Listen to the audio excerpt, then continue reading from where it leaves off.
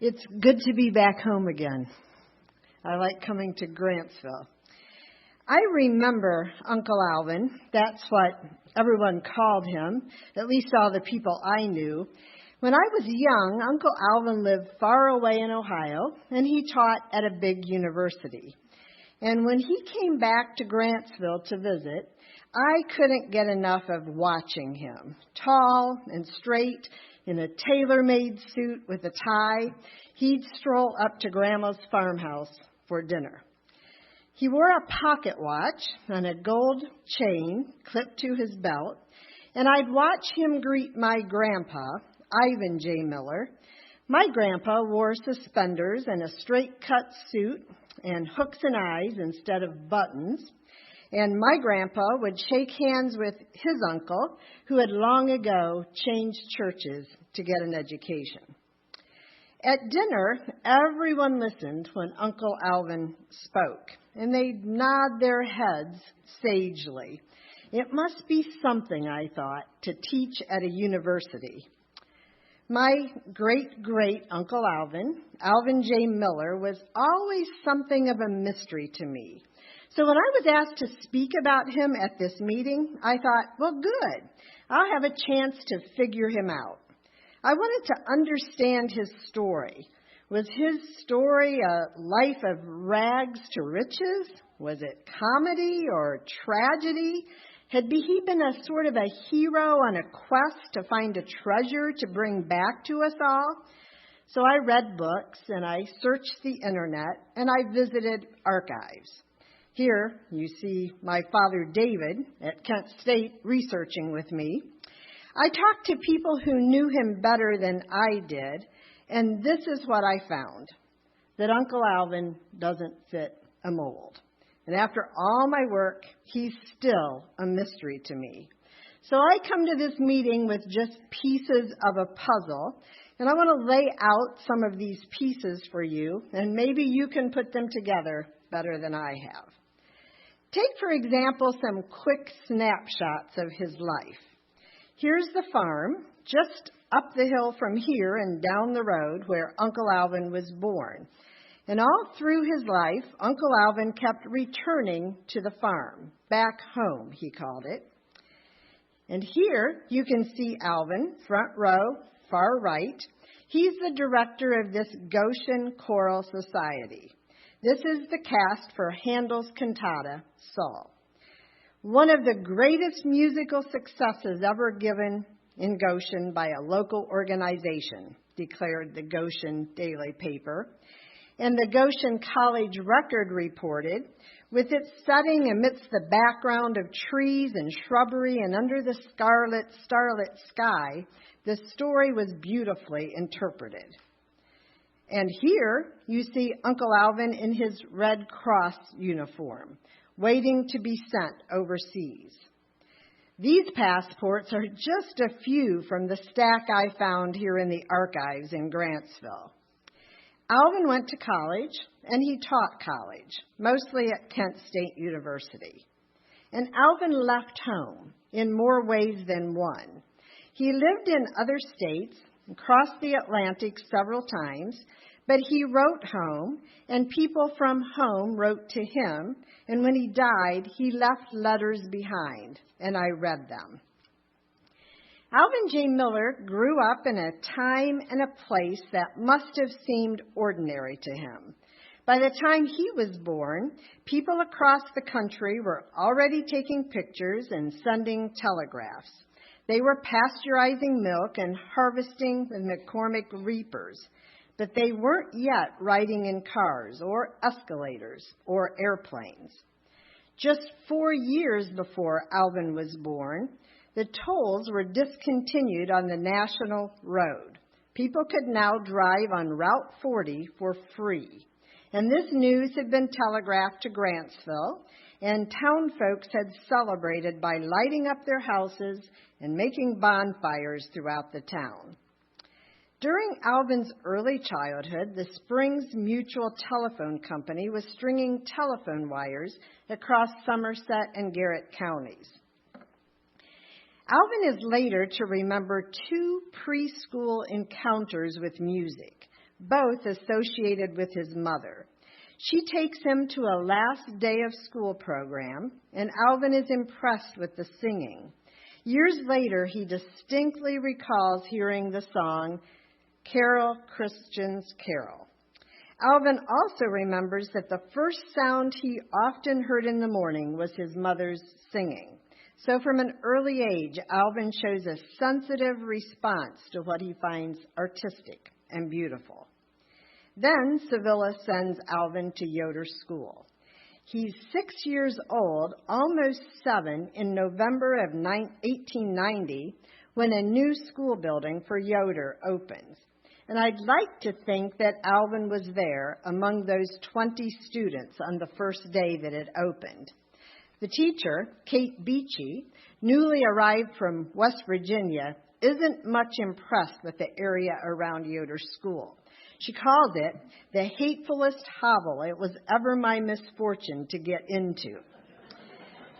The school year must have gone well, though, because the next year, when the school opens again, the Grantsville correspondent for the Myersdale Commercial refers to Kate as our highly esteemed teacher of last year.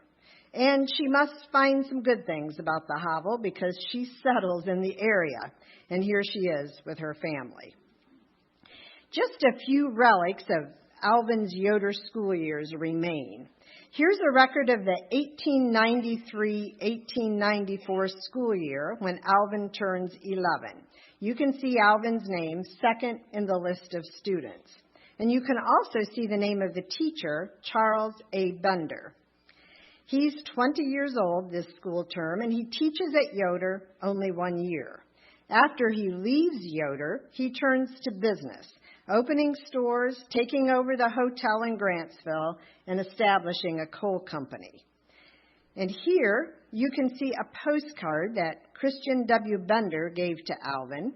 C.W. Bender teaches for the 1889-1900 school year when Alvin is 15. On the front of the card, you can see an image of Harriet Beecher Stowe and the drawing of the house in which Uncle Tom's Cabin was written. C.W. Bender is 20 this school year and newly married. Later, he becomes the bishop of the Casselman Valley Amish Mennonite churches. This is the cover of one of Alvin's composition books. Inside, you can see his penmanship assignment. And here's a page where he becomes more creative. In the archives, I found papers from Alvin's upper grades at Yoder. Here's Alvin's review for algebra. Here's another review, this time of spelling words that he misses. During this school year, 1899-1900, Leo J. Beachy is the teacher. Later, Leo develops a talent for photography and makes a living from it. He also writes articles and poems for magazines, both religious and secular, including the National Geographic. When Alvin reviews these misspelling words for Leo Beachy, he's only 3 years from teaching school himself. I couldn't find a record of when he completed his grade school education, and though it's likely that he attended normal school to prepare to teach, I couldn't find a record of that either.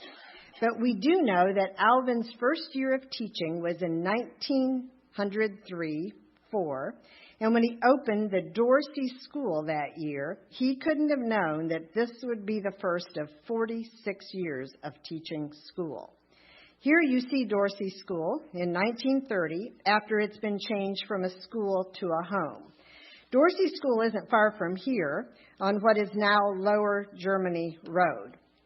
For teaching at Dorsey School, Alvin earns $27 a month. He's paid room and board and walks 2 miles to the schoolhouse to warm it up in 0 weather. Then, for 2 years, Alvin goes back to Yoder School. These are photos of remembrance cards that Alvin gives to his students at the ends of each year. And it could have seemed to the people around him that Alvin has found his place. After all, he's teaching at the school of his childhood. He's living among his people. Alvin's parents, Joel J. Miller and Sevilla Beachy Miller, are Amish Mennonites, part of the Miller Church, now known as Maple Glen. When Alvin's born, his father is already a minister in the church. When he turns 3, his dad becomes a bishop. In his 10th year, the church opens a Sunday school, but when he's 12, the church divides. Alvin's father is the bishop of one of these groups. Alvin is no doubt old enough to see that families part along church lines, to see distress in his parents. The story is told of someone, perhaps a neighbor, coming across Joel in the orchard praying aloud, "Oh, Goit, help me. Oh, God, help me." We do know that Alvin is baptized in 1895, and we have a comment from Alvin's mother, who writes to Joel J., her husband, who's in Ontario visiting churches. She writes about missing him at a gathering. "Your seat was empty and your voice is silent." She writes about butchering with her children, Mary and Jonas, and about a hard rain, and about her worry that Mary wants to visit Iowa. And then she writes one sentence about Alvin, whose 16th birthday is 2 days before. Alvin is doing right well. But there must have been some restlessness in Alvin, something to set him on a different course. Because although he keeps coming back again, in many ways, Alvin leaves home. In the church papers of Alvin's bishop father, there is a simple note. On a paper dated September 20, 1908, his father writes, "Alvin J. Miller left the church." We don't know exactly why, of course, but we do know that in the Amish Mennonite church, higher education is not the norm. That music is in unison, not yet in 4 parts, that innovations like talking machines are forbidden. Whatever the reasons, in 1908, Alvin leaves the Amish Mennonites and then joins Springs Mennonite. Here you see his membership certificate. Next, he leaves Grantsville to go to college, hopping across the state to the Blue Ridge College Academy for 1 year. This school was founded by the Church of the Brethren. Then for 3 years, Alvin attends Goshen College. There, he sings with the Ramblers, a popular student quartet, and he graduates in June of 1911. By this time, he's completed a full list of classes, as you can see on this transcript. What you probably can't see is his grades. Now, if you had asked me about Great Uncle Alvin's college grades when he was a professor and I was a child, I would have said probably all A's. He had, I knew, high standards. There's a story about Uncle Alvin at Kent, told by his office mate, Roy E. Wenger. Once a senior, about to graduate, the story goes, explains to Alvin that he can't turn in a paper. His wife has just given birth to twins, and he's been too distracted to write. Alvin sympathizes and gives the student a passing grade, even without the paper. But the next day, Alvin has second thoughts. "I must raise my standards," Alvin says to Wenger. "Next time, it will have to be triplets." So, a professor with high standards. But this transcript from Goshen College shows just a sprinkling of A's, mostly B's, and a sprinkling of C's. Remember, though, that higher education is new for Alvin. He's the first of his ancestors to attend college. And I found that later in life, Alvin uses this pioneering into higher education to make a way for others. By the time Alvin graduates in June of 1911, though, he seems well initiated. In rapid succession, he enrolls at Columbia University. By June, earns a Master of Arts, teaches a summer term at Goshen College, and then becomes superintendent of schools at Wakarusa, Indiana. Here you see the Wakarusa community at the time that Alvin is superintendent of schools. But Alvin isn't finished with his education. By summer and then fall of 1913, he's back at Columbia in a PhD program. He takes classes like the historical relations of philosophy and education, but he also takes 2 classes for no credit: first year violin and first year voice. The next summer, 1914, Alvin teaches at Goshen again. This summer holds 3 unrelated events that vary in gravity and in scope. First, back in Grantsville, a tornado destroys Yoder School.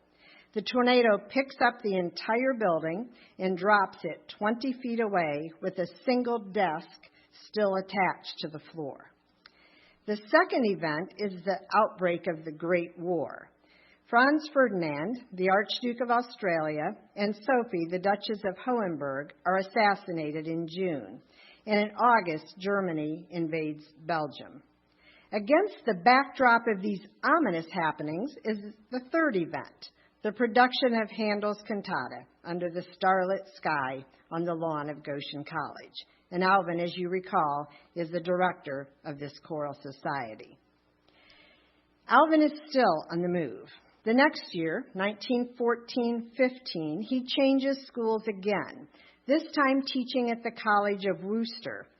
And that summer of 1915, Alvin travels to England, France, Italy, and Switzerland to visit schools. He's researching for his doctoral dissertation. This is one school he visits, and here you see another and another. Now, this seems like a really surprising time for a study trip to Europe. On the Atlantic, a naval conflict rages. By 1915, 30 ships a month are going down.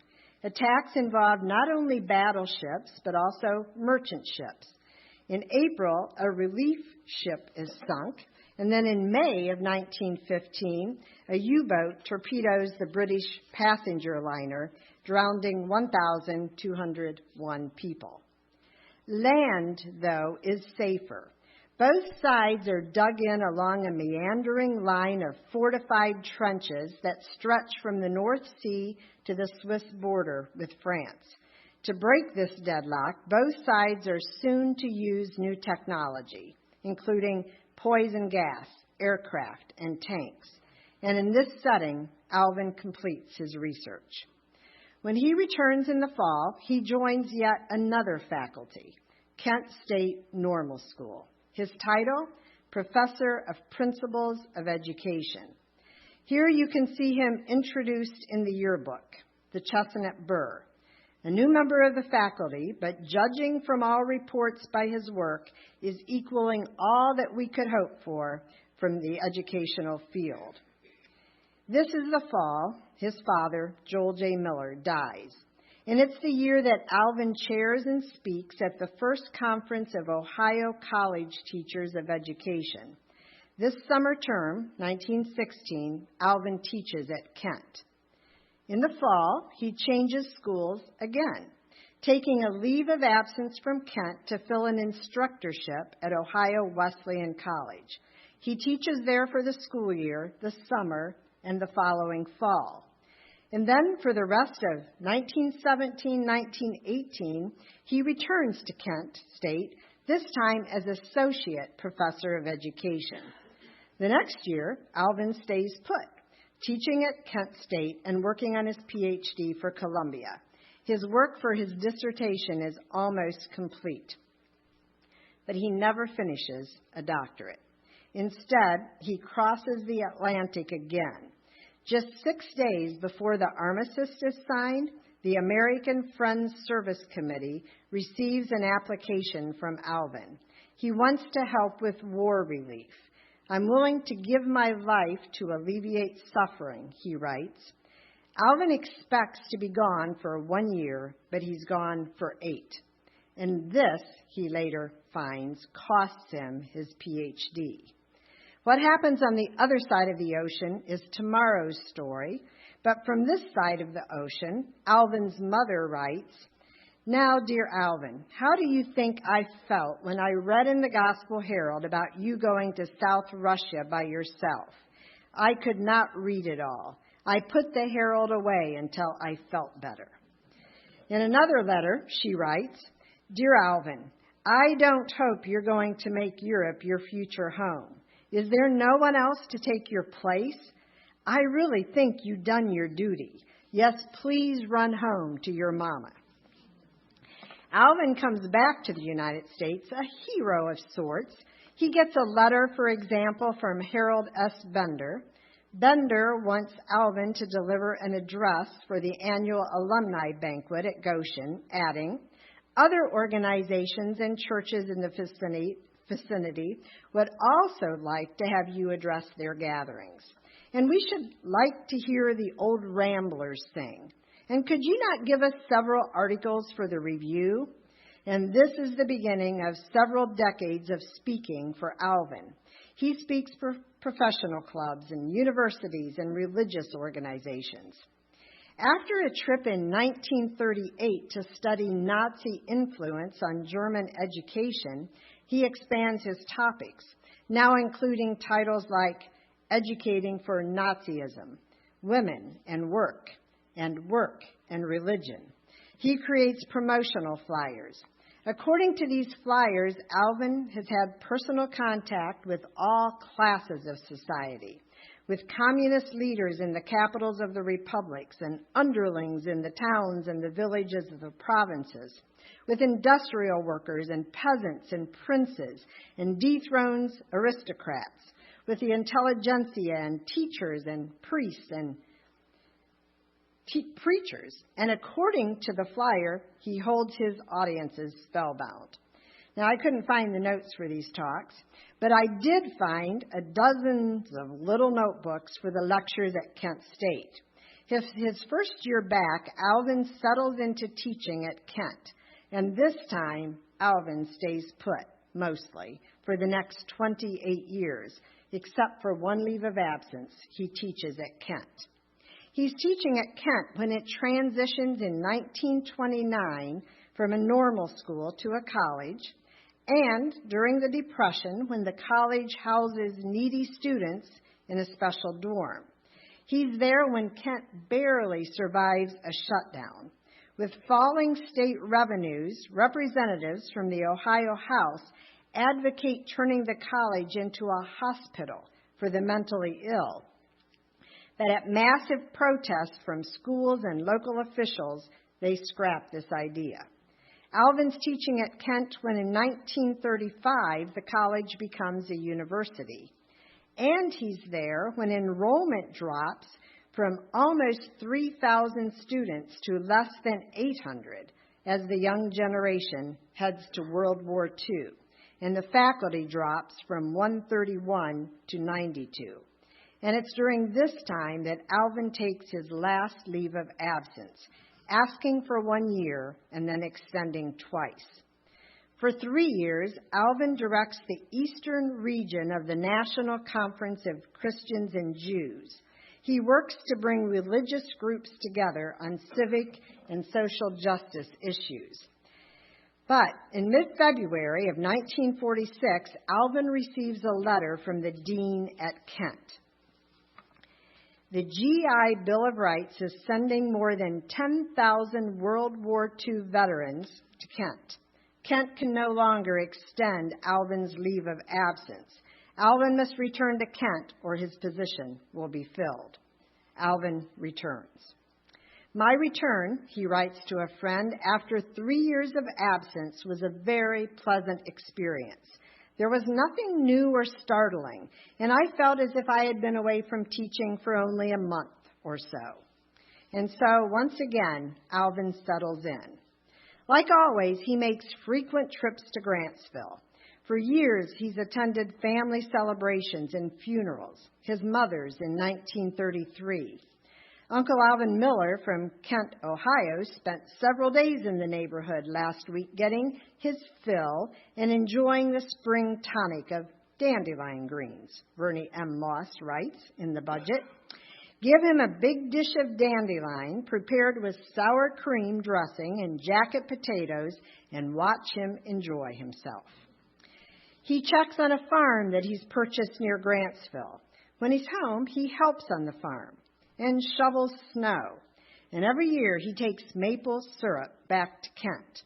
He gives it to friends for Christmas and to the college dean and the president. When I'm a child, Uncle Alvin seems to breeze into Grantsville from Kent. My parents, I can tell, have problems, and even my grandparents. But I can't see that Uncle Alvin has any. Decades later, at Uncle Alvin's funeral, my grandfather says it a different way.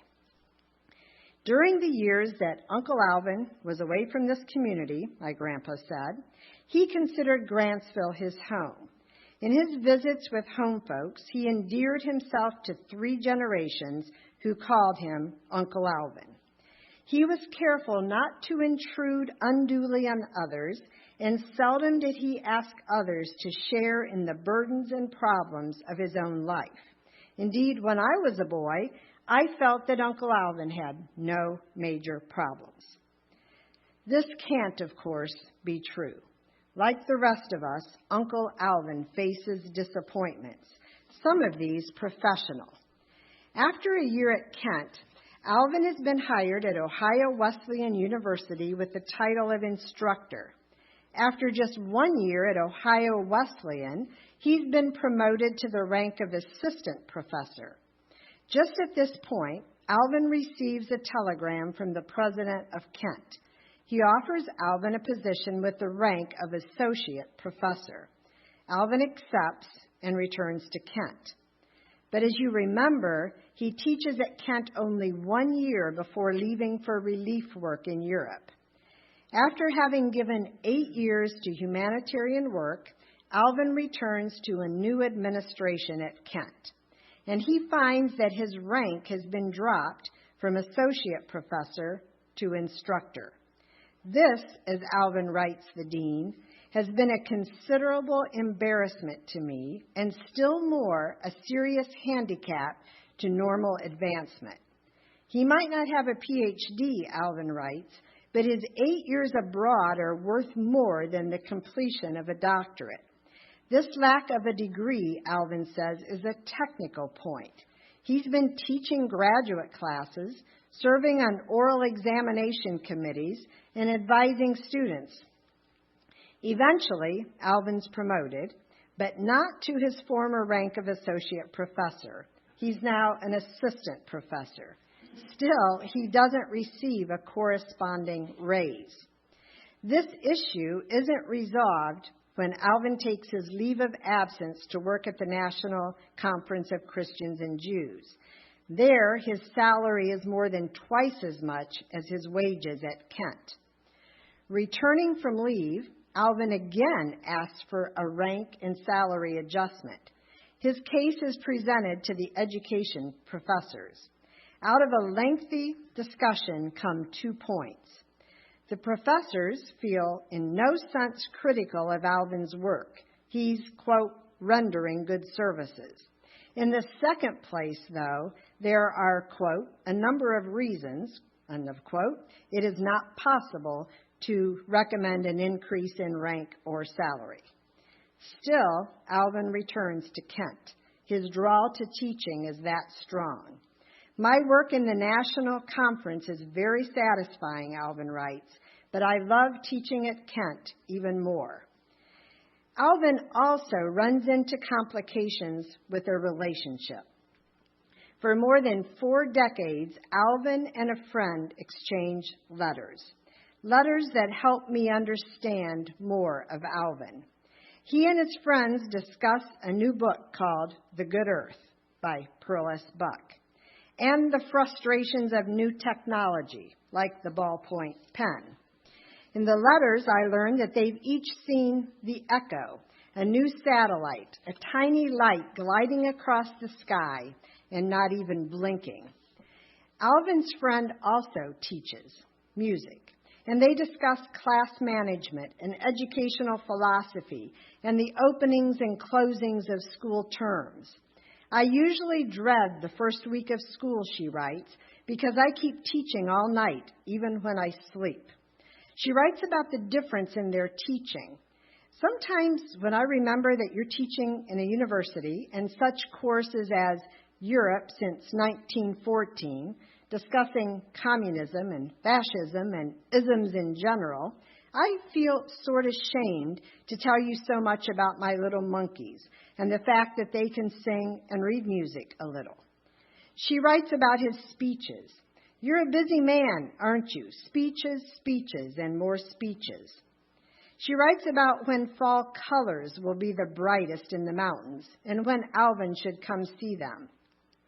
They write about Khrushchev, the first Soviet leader to visit the United States, and how relieved they are when he's safely back home, how unfortunate it would have been if something had happened to him in this country.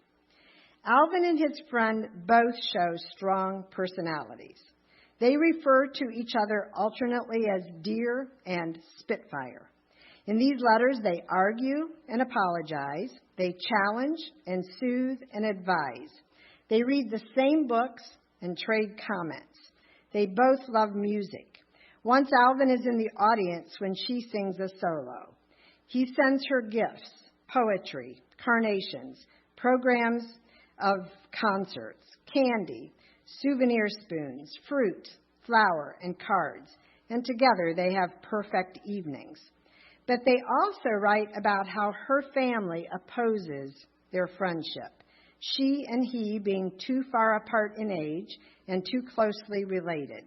They're on opposite sides of the political spectrum. He wishes to travel and she's to stay home. They unsuccessfully appeal to her family, so they can no longer relate openly. Instead, they write letters and see each other privately. When Alvin's home, they see each other at the Springs Church on Sunday morning and don't know whether to catch each other's eyes. Getting married doesn't seem an option, but neither can bear a relationship break. And so they keep trying to navigate this relationship, hoping for a resolution some year.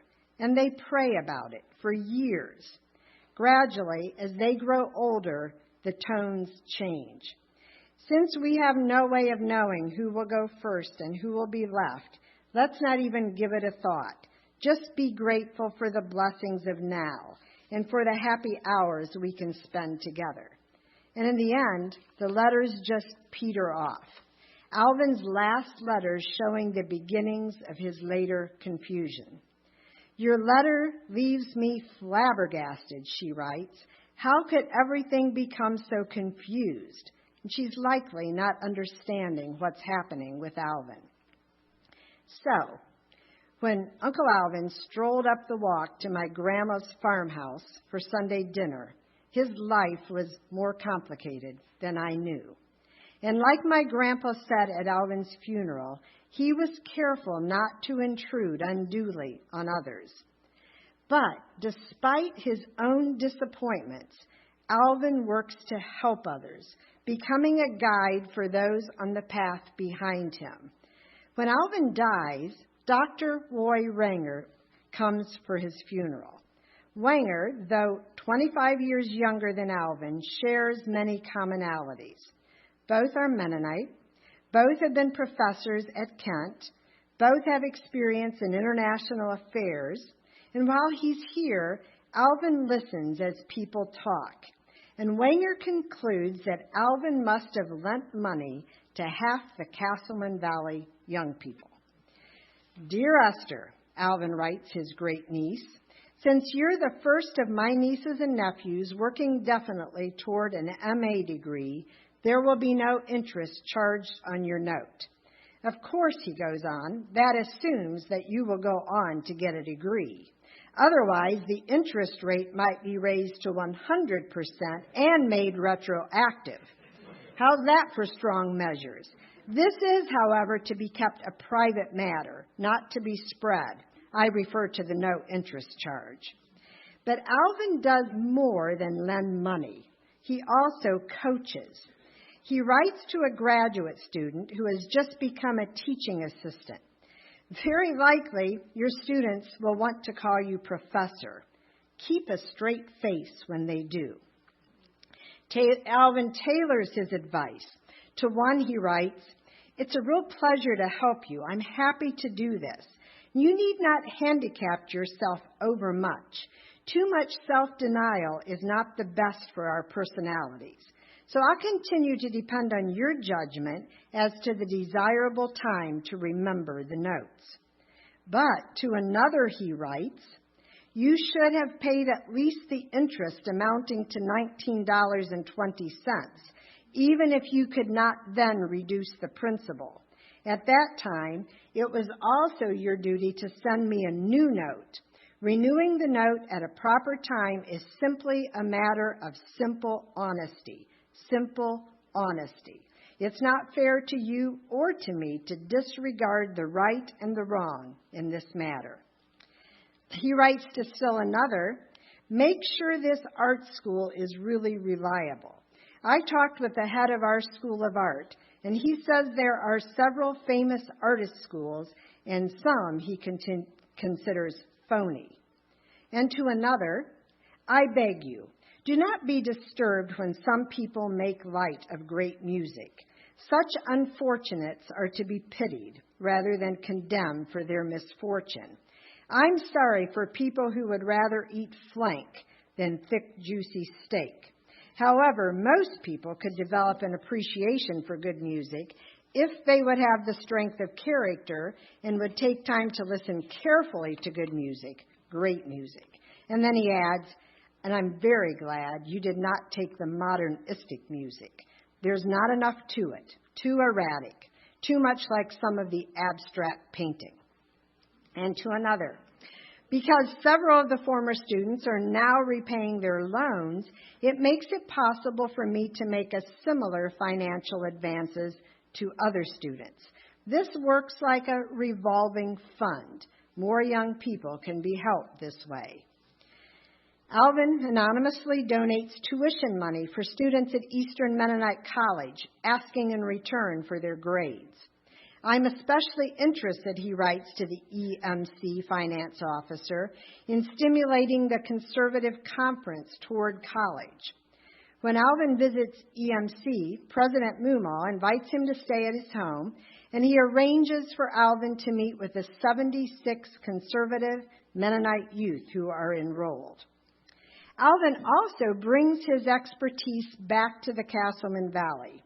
He speaks, for example, at Crossroads School in his topic, Current Educational Trends. After this meeting, he talks with my father, David I. Miller. My father's last year of school had been 7th grade. At the time at this meeting in Crossroads, he's just become a father. 6 years later, Alvin refers to this talk in a letter to my father, who has just completed his teaching degree. "I remember distinctly your inquiry about teaching after I had given a talk at the Crossroads School one evening. Your eyes were hopeful and somewhat wistful, too. I urged you to try teaching." Alvin doesn't forget Yoder School either. Take, for an example, an exchange of letters with teacher Alvina Livingood. Alvin has heard about a young student at Yoder who reads considerably beyond grade level. "It's my impression," Alvin writes, "that you promoted her to an advanced grade where she could work successfully and still find the work challenging. If you will give a clear account of this, I shall appreciate it very much. I've heard from some patrons that you handled the case very wisely." Alvina writes a 4-page letter to Alvin explaining the processes of identifying and then serving a highly gifted student. And Alvin uses what he learns from Alvina in discussions at Kent. Our schools are still suffering from the tradition of grouping all children according to chronological age, which is a worn-out tradition. Even at the Dutch college, the teacher has been permitted to group children to some degree on the basis of ability and IQ. Mrs. Livingood reports that they are much happier that way and work more successfully with greater satisfaction to themselves. And then Alvin invites Alvina to a conference at Kent, the Conference on Mentally Superior Students. Beyond schooling, Alvin makes a way for musicians. He lends money to a trio of sisters to make a long play record. Alvin's musical horizons had first been expanded at Goshen College and at Kent and then abroad. In his archive collections, you'll find stacks of the music he collected. And Alvin brings music and a wide variety of people together. He takes people to the opera in Cleveland, once seeing 10 operas in one weekend. He brings the Don Cossacks, Russian singers and dancers to Kent. I'm not a communist, not even pink, he writes to a friend. The government and the party know that I was not, because I always dealt in fairness with them, treated them with the same respect that I would the government officials of any other country. I was able to work in the country 5 years without any serious difficulties. I was deeply interested in acquainting myself fully with the fine culture of Russia, its literature, its art, its music and drama, and the educational work of the country. In this way, I was able to approach very closely the soul of Russia. He invites Robert McCracken, the minister of the famous historic Riverside Church in New York, to come hear a Kent a cappella choir, and he requests that the Kent choir be invited to the Riverside Church. He brings the Kent choir to the Myersdale Church of the Brethren. Afterward, a church member writes to say that the Kent choir is by far superior to any group previously heard here. And then she adds, I would like to congratulate you on the discipline and conduct of the entire group while in our midst. It may seem like a side issue, but in a small community, such things sometimes assume great importance. When he attends a program, he notes critiques, and sometimes he offers them. He hears, for example, the Goshen College Choir, directed by Mary Oyer. After the program, he sends Oyer a critique. Oyer later becomes a legendary professor and a shaper of Mennonite music, including the gathering of hymns for Mennonite hymnals. But at this point, she's only a few years into her career, teaching music at Goshen College. And here's Alvin, an older professor, engaging a younger one. The group sang very well, Alvin writes, a credit to Goshen College. But Alvin doesn't stop here. He has, he writes, an inner urge to write more. He explains to Oyer that he's disturbed with the speed that the choir used to sing Tchaikovsky's Let Thy Blessed Spirit. A slower tempo, Alvin writes, would have offered far more possibility for the interpretation of the deeply religious Slavic soul. The Moscow church choirs, he writes, would not be the victims of an American nervous haste that tends to speed up everything in America, including our tenderest and most prayerful hymns. And with the letter, Alvin includes a check. Oyer responds with gratitude for his money and his words. I can never tell you how much I appreciate your letters and your very generous check. On the whole, a chorus tour through the Mennonite church is a discouraging venture musically. The people come to see whether they have any relatives among the chorus members and whether the group will sing My God and I or Beautiful Savior. It's fine to know there's at least an occasional soul who comes to hear the music and worship through beauty. Alvin commiserates. He writes about a church service he attended. In this service, the people, quote, sang at breakneck speed. The notes jostled each other, pushing, shoving, and elbowing to race along faster. During these years, Alvin has yet another focus, to keep an ear toward Europe, to continue war relief from this side of the ocean. After the Great War, for example, he works with bankers to place about 20,000 Russian refugee farmers on farms in Canada. Here you can see one of the many of the hundreds farm data sheets in his archived collection. And then, during World War II, Alvin organizes the Finnish Relief Fund in Kent. His committee raises money by organizing wrestling and boxing matches, dances, and concerts by a Finnish chorus. And so the years pass. And then, one day, in early June of 1954, Alvin opens an unwelcome letter. It's from the president of the university. Kent's policy, the president tells Alvin, is to retire faculty at the age of 70.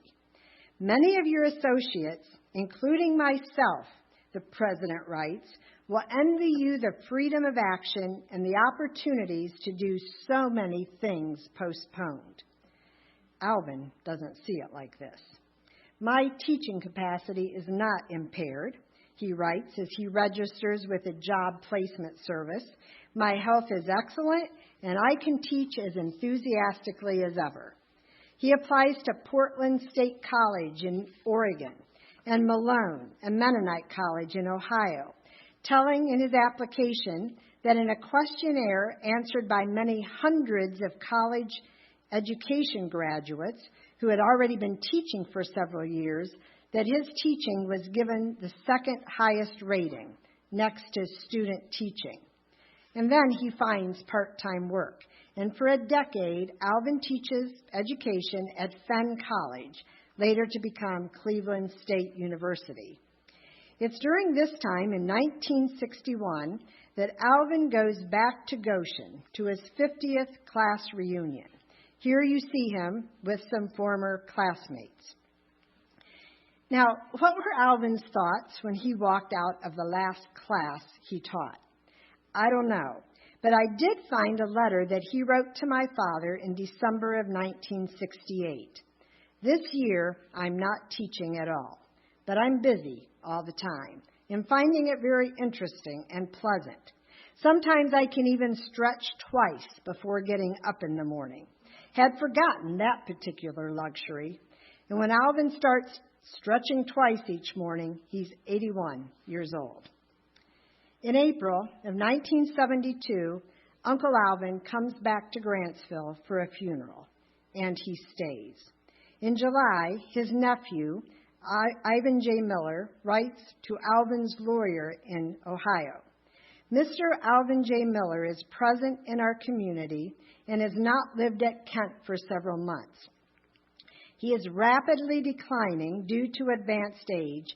He's not able to take care of his mail and other matters. He does not know that he cannot handle his own affairs, and mail has piled up hopelessly for months. Only recently have we become aware that no one seems responsible for him.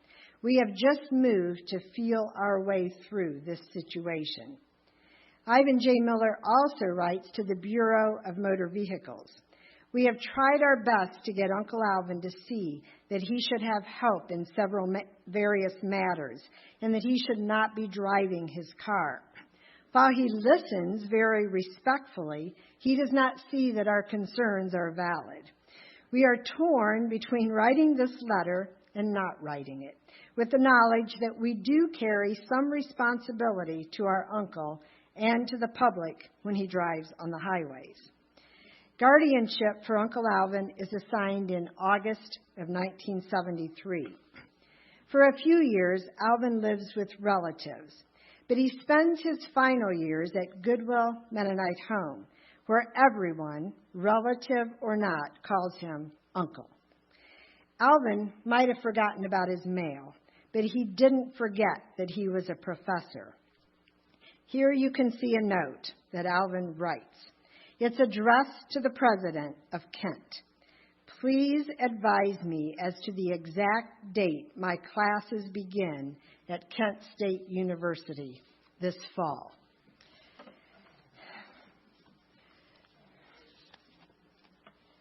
Nurses at Goodwill sometimes accommodate Alvin.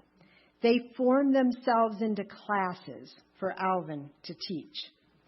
Neither does Alvin forget his high standards in music. At a birthday party for him, some nieces and nephews sing, but Alvin turns his wheelchair and wheels down the hall. A nurse follows Alvin and reminds him that this is his party. "Won't you come back?" she says. But Uncle Alvin says to her, "I don't really know what this group is, but they could surely use some more rehearsal time."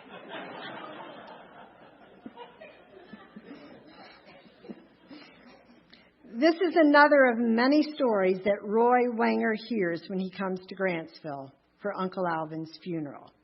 The stories went on, Roy Wenger says. They were all told with warmth and loving kindness, and everyone seemed proud to have been touched by this unique and determined man, the man who had opened up their valley to the delights of education, and who was truly their window to a great outer world, but who never abandoned them, and who had come home to the valley to die. Ivan J. Miller, Alvin's nephew, speaks at Alvin's funeral. He recognizes the themes of Uncle Alvin's life, and then he says, "But above other things, I would pay tribute today to the Christian faith of Uncle Alvin and the dignified way in which he expressed that faith. The simple and meaningful prayers before a meal, his heartfelt participation in the singing of hymns, a copy of a prayer he offered for graduates at the university where he taught. These and more have blessed our lives." Ivan ends his remark with a recording of Alvin's voice. At the time of the recording, 1952, Alvin's father, Jonas B. Miller, has just died. A grandson, Harvey Miller, is in Europe, not able to attend the funeral. So Alvin records several psalms for Harvey and his wife Mildred and sends them to Europe. Tomorrow, you'll hear Alvin read Psalm 90 in English. But tonight, listen as Uncle Alvin makes a few comments and then begins to read Psalm 90 in German. Now I would like to turn to several very familiar passages, greater yet as literature, and incomparably greater in the divine quality of its revelation of man and of God. You will readily notice the peculiarities of our American diction in reading German. Each psalm or chapter I would like to read first in German and then in English. Hundreds of times have I heard my father, your grandfather, read the 90th Psalm in consolation of bereaved mourners. No doubt you often heard your father, my brother, read this same psalm in prophetic reverence. When your family and mine stood by the grave of your father in the little cemetery at home, I could hear the beautiful words of this psalm echoing from out the past, with the sacred memories that clustered about this noble poem. I thought perhaps you also would like to hear them again, coming from the homeland. Der 90. Psalm. Herr Gott, du bist unsere Zuflucht für und für. Ehe denn die Berge wurden und die Erde und die Welt geschaffen wurden, bist du Gott von Ewigkeit zu Ewigkeit.